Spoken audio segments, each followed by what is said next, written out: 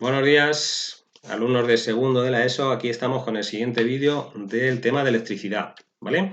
Hoy nos toca ver este apartado, el apartado 4 del tema conexión de los componentes de un circuito, ¿vale? Está en la página 13 de los apuntes. Vamos a ver lo que equivale a esta página y a la siguiente hasta aquí, páginas 13 y 14, ¿de acuerdo? Lo que vamos a hablar es de formas que hay de conectar los componentes, esos componentes que ya habéis estado estudiando, normalmente receptores, ¿vale? Formas que hay de conectar los receptores, bombillas, motores, resistencias, dentro de un circuito eléctrico, ¿vale? Bien, pues este tema lo vamos a ver mediante este programa. Esto es un programa Crocodrile que sirve para hacer circuitos eléctricos y me va a servir para iros explicando lo que nos toca ver hoy, ¿vale? Mira, vamos a empezar explicando pues cómo se hacen los esquemas de los circuitos eléctricos, ¿vale? Cómo se hacen los esquemas. Fijaros en esta parte de aquí, esquemas de circuitos eléctricos. Estos símbolos ya os deben ir sonando, ¿vale? Para saber dibujar un circuito eléctrico, lo primero es que hay que saberse los símbolos que son de cada componente. Esto sabéis que era una pila, ¿vale? Vosotros lo habéis dado como una sola pila, ¿no? Una línea más corta, una línea más larga. Este símbolo os parecerá un poco más extraño. Este sería el de una batería que equivale a varias pilas en serie, como existen en muchos aparatos electrónicos, que ponemos varias pilas una detrás de otra, ¿no? Bueno, pues esto sería una pila o batería. Un interruptor, un conmutador, un zumbador, una bombilla, una resistencia, un motor. Más o menos estos son los símbolos que vamos utilizando. Bien, los circuitos eléctricos, lo primero es que cada símbolo hay que ponerlo bien claro. Otra cosa que podríamos decir, los cables se hacen con líneas rectas. Por ejemplo, fijaros, yo esto lo voy haciendo aquí con el ordenador, pero vosotros lo podéis hacer a mano en el papel y lo vais a hacer cuando hagáis ejercicios. No voy dibujando los cables con líneas haciendo curvas o redondeadas, no. Fijaros cómo ha salido aquí, ¿no? Una línea vertical, una línea horizontal. Queda mucho más limpio y queda más ordenado, ¿vale? Y luego lo que hago es que voy conectando los componentes que yo quiera, ¿no? Es decir, yo quiero poner aquí una bombilla, pues por ejemplo pondría aquí una bombilla, ¿vale? Fijaros cómo se va quedando, ¿vale? Que quiero poner un motor a continuación de la bombilla, pues por ejemplo puedo poner este motor aquí, ¿lo veis? Y podría cerrar el circuito, ¿vale? Y ya tendría aquí un circuito eléctrico. Fijaros, la pila, el interruptor, la bombilla, el motor y vuelta a la pila. Acordaros, circuito cerrado. Circuito cerrado quiere decir que tiene que haber un camino. El circuito tiene que empezar en el polo positivo de la pila y tiene que haber un camino que termine en el polo negativo. ¿Vale? Los interruptores se dibujan siempre abiertos, se dibujan siempre desconectados, ¿vale? Porque el símbolo viene así. Nosotros lo que tenemos que hacer es imaginarnos qué pasaría cuando ese interruptor lo conectemos. Cuando estamos trabajando aquí con el ordenador, pues yo si le doy al interruptor, esperar que ¿eh? vamos a poner para que le pueda dar, y aquí pues el programa me facilita el ver el circuito funcionando, pero en teoría yo lo debo dibujar así, ¿vale? El circuito abierto. Bien, y ya pues depende de los componentes que yo ponga. Es decir, hemos visto otros componentes, hemos visto el conmutador, por ejemplo, ¿no? Yo puedo poner aquí un conmutador, imaginaros, y aquí arriba pues podría poner otra bombilla, ¿por qué no? Vamos a poner aquí otra bombilla. Fijaros, ¿veis cómo lo vamos haciendo? Con líneas rectas. Y fijaros, pues aquí vamos a intentar quitarle aquí. Aquí tendríamos un circuito con una pila, un conmutador, una bombilla y otra, y un motor. ¿Vale?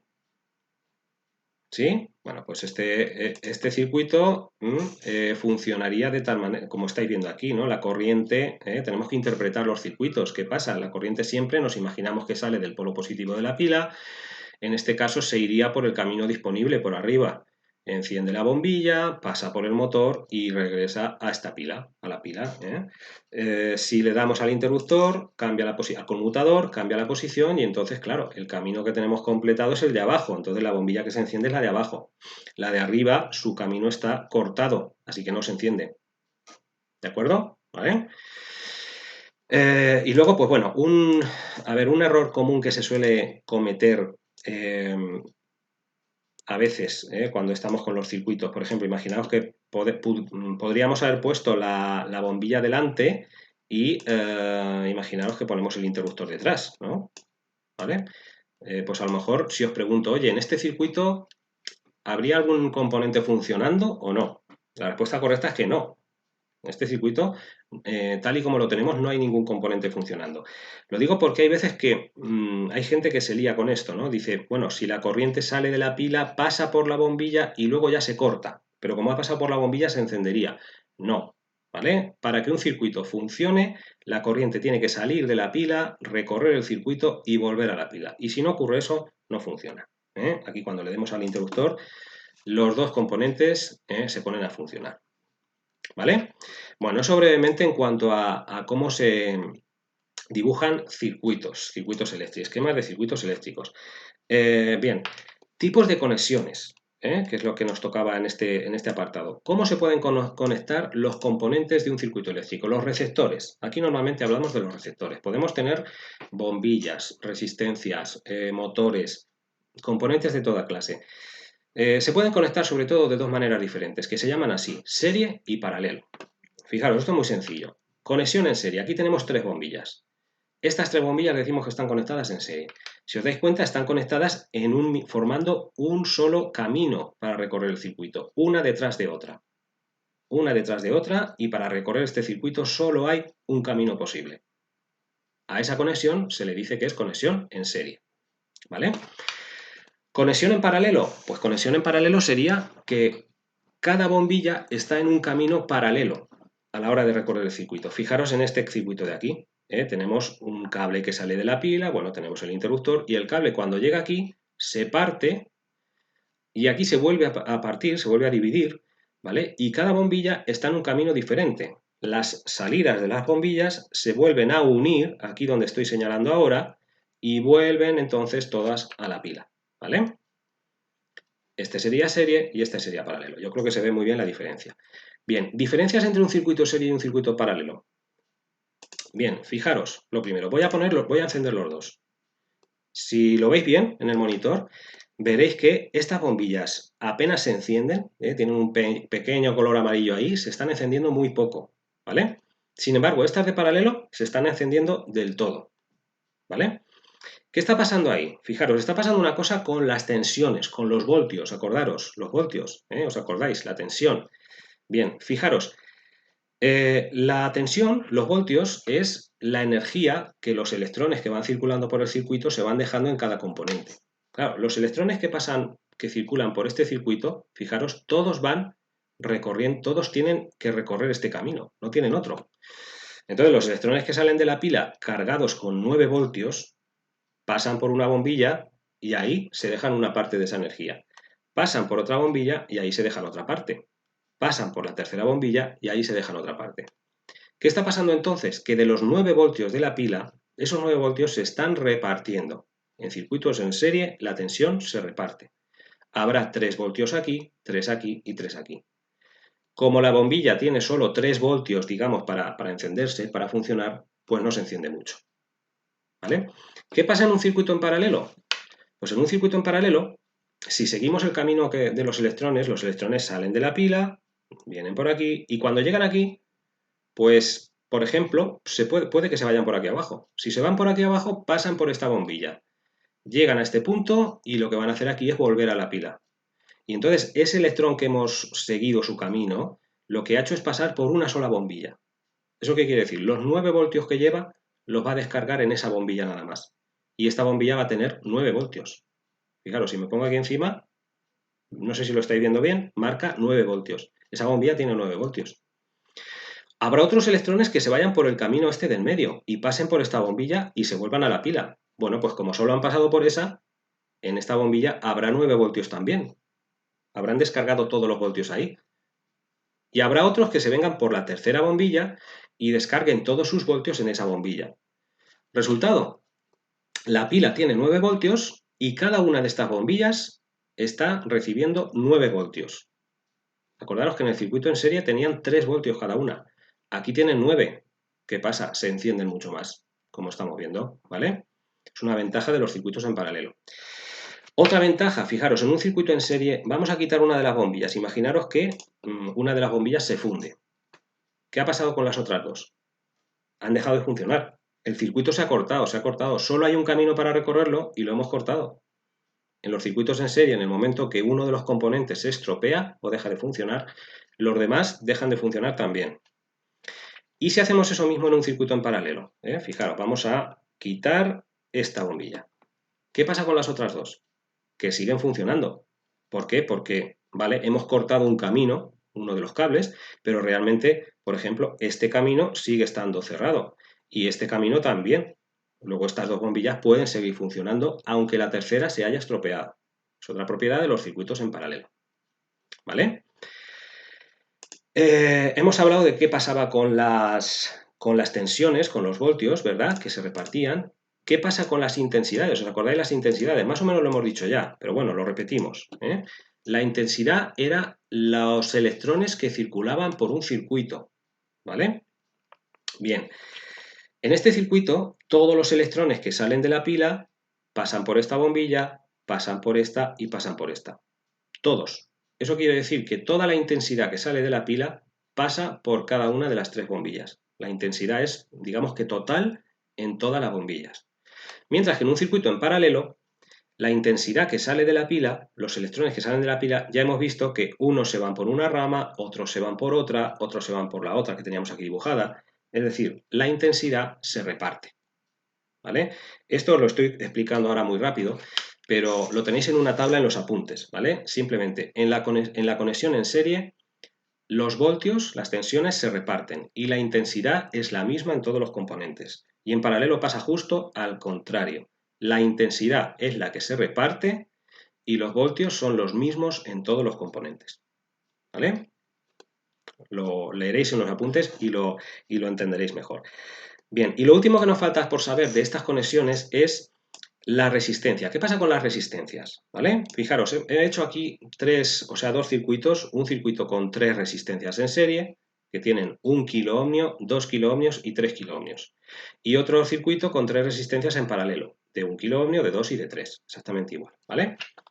Bien, pues hay un cálculo que se suele hacer aquí, que es calcular la resistencia total del circuito. Resistencia total del circuito, es decir, todos los componentes del circuito, digamos que tenemos ahí conectados, si los pudiésemos sustituir por uno solo, que me diese lugar a un mismo funcionamiento del circuito, ese único componente, ¿qué resistencia tendría? ¿Vale? Mirad, en un circuito en serie es muy sencillo, porque si te preguntan, que os lo van a preguntar en algún ejercicio, calcula la resistencia total de ese circuito. Pues es muy sencillo, porque ¿qué es lo primero que se nos ocurre? Pues sumamos la resistencia, ¿no? Vale, pues en un circuito en serie eso es lo que se hace. Es decir, yo tengo este circuito y si me preguntan, oye, calcula la resistencia total del circuito, pues lo que haría sería sumar 1 más 2 más 3, 6 kiloohmios. ¿Eso qué quiere decir? Que este circuito yo lo podría sustituir por este otro que tenéis aquí abajo, aquí, con una sola resistencia de 6 kiloohmios y su funcionamiento sería el mismo. ¿Qué quiere decir que su funcionamiento sería el mismo? Me voy a poner por aquí y vamos a ver los datos que salen. Fijaros, si lo veis, sale una corriente de 1,50 miliamperios. Bueno, pues si me voy al circuito de abajo, veréis que el mismo valor, 1,50 miliamperios. ¿Vale? Son dos circuitos equivalentes. Y la resistencia equivalente o resistencia total se calcula así, sumando. ¿De acuerdo? Bien, en los circuitos en paralelo, aquí tenemos un circuito con 3 resistencias en paralelo de los mismos valores, 1 kiloohmio, 2 kiloohmios, 3 kiloohmios, ¿vale? Bien, aquí no es tan sencillo calcular la resistencia equivalente, no es tan sencillo. Me voy a mover la ventana. Vale. Aquí ya no es tan sencillo, porque ya no se trata de sumarlas y ya está. No es tan sencillo. Hay que aplicar una fórmula que es esta. 1 partido por la resistencia total es 1 partido por R1 más 1 partido por R2 más 1 partido por R3. ¿Vale? Pero no es difícil esto, ¿eh? Si me preguntan, oye, calcula la resistencia total de este circuito, ¿qué es lo que haría? Pues fijaros, escribo esta ecuación, 1 partido R total igual a 1 partido R1. R1 era 1, pues 1.